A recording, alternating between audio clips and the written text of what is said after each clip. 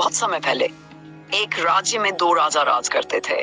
उनका जीवन और उनके राज्य चलाने का तरीका एक दूसरे से बिल्कुल अलग था। एक का नाम राजा धर्मराज था और दूसरे का नाम राजा अहंकार था। राजा धर्मराज अपने राज्य को ईश्वर का उपहार मानते थे। वह हर सुबह प्रार्थना करते और ईश्वर से मार्गदर्शन मांगते। उनका मानना था कि राजा कर्तव्य है अपने प्रजा की सेवा करना और उन्हें ईश्वर का संदेश देना। उनके राज्य में भले ही ज्यादा धन दौलत न थी, लेकिन लोग सुखी और संतुष्ट थे। दूसरी ओर राजा अहंकार खुद को सबसे बड़ा और ताकतवर मानते थे। उन्हें विश्वास था कि उनकी सफलता केवल उनकी बुद्धिमानी और शक्ति का परिणाम है। वह अपने लोगों को दबाकर रखते और अपने महल में केवल अपने सुख सुविधा की योजनाएं बनाते। उनके राज्य में दिखावटी समृद्धि तो थी, लेकिन लोग दुखी और भयभीत रहते थे। एक दिन दोनों राज्यों में अकाल पड़ा।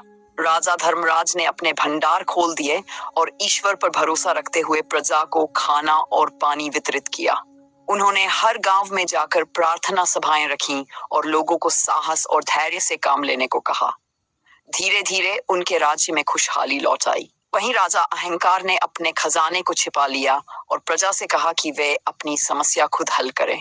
उनकी प्रजा भूख और प्यास से मरने लगी। धीरे धीरे उनका राज्य खाली हो गया और राजा अहंकार अकेले रह गए। ये कहानी हमें सिखाती है कि सच्चा राजा वही होता है जो सेवा और विश्वास के साथ अपने लोगों का नेतृत्व करता है। हमारी जिंदगी में भी हमें अहंकार और स्वार्थ से बचकर सेवा, दया और ईश्वर पर विश्वास रखना चाहिए। जो परमेश्वर पर भरोसा रखते हैं वे कभी हारते नहीं।